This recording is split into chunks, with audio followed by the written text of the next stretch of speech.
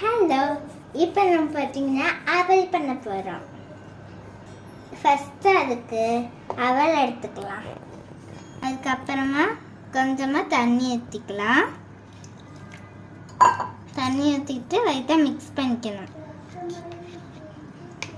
Mix பண்ணதுக்கப்புறமா தண்ணியை இதில் இன்னொரு பவுலில் ஊற்றிக்கலாம்.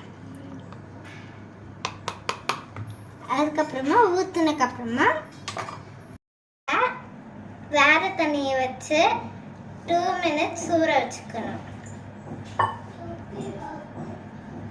இப்போ நம்ம இந்த தண்ணியை வடிகட்டியை வச்சு வடிச்சு எடுத்துக்கலாம்.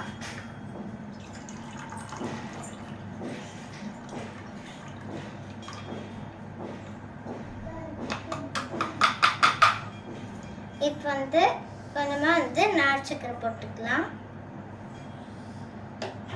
நாட்டு சக்கரை போட்டு இப்போ நல்லாவே மிக்ஸ் பண்ணிக்கணும். இன்னும் கொஞ்சம்